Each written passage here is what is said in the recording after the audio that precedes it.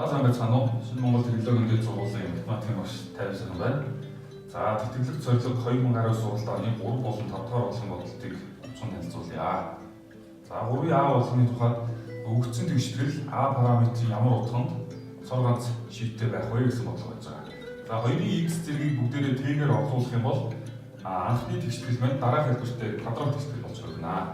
За тэгэхээр квадрат тэгштгэл ямар үеийн шийдтэй бодлох вэ гэдэг бодлого руу шилжиж гэсэн үг. Тэгэхээр мэдээж дискриминант нь T байх гэдэг гэсэн үг. Тэгэхээр дискриминантыг нь тооцоолоод хялбарчлаар гаргаад гэх юм бол А тэнцүү 1 байх нэ. За ингээд ихний тохиолдолд А1 байхад анхны тэгштгэл цоргож байна. За B тохиолдол. За яг ерөнхийдөө бол санаа нь төстэй. За энэ бодлого ямар А параметрүүд тунд дүүрийн ялгаатай шийдтэй байх вэ гэж байгаа. За X-ийн модулыг T-гээр орлуулах юм бол за T-гээр хамаарсан квадрат тэгштгэл үүсэх нэ. За энэ квадрат тэгшгэлийг хоёр язгуурыг бүгдээрээ T1, T2-ыг тэмдэглэчихье.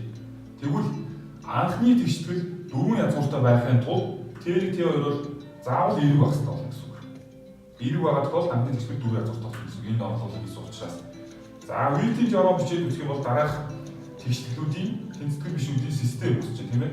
За нийлбэрний болчихно, үржүүрний болчихно, дискриминант нь дараагч гэсэн үг. За тус болгонд нь хялбарчлаад үзчих юм бол энэ тэнцэтгэл бишүүдийн системийг интервалаар бичээд үзэх юм бол А 2-1-ээс их мөртлөө ихтэй тэнцүү бишээ гэж харагдана тийм ээ. За ингээд 3-ын А бодлого бол юм байна. За 5 дугаар бодлогын тухайд дараах тэмдэглэл хэлүүлэх амттай хэлсэн. Цагийн зүүнний дагуу хэрвээ шоо ороход X шагаа маань иргсэн байх юм бол нэгээр тэмдэглээд эсрэг тохиолдолд нь тэгээр тэмдэглээ. За тэгвэл нэг шилжилтүүдийн ард нэг тоон утгуудыг харгалзуулах. Тухайлбал за А-гаас Б рүү очоод Б-гээс А руу очоод тэгээ А-гаас А руу очсон байх ихний тохиолдол тийм ээ.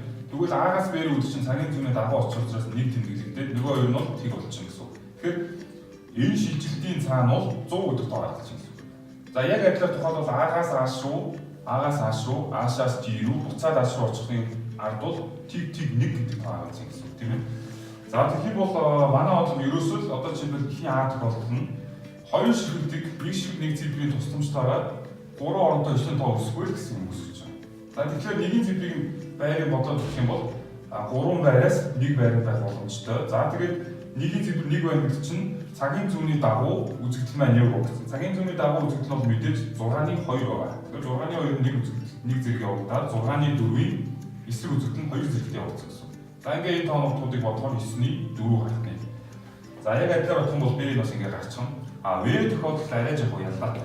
За мэдээж 4 удаа ингээд цагийн зүүнний дагуу 4 удаа цагийн зүүнний эсрэг ирж байгаа нийл нэмэгдэх юм болоод энэ гараад ирчих магадлал.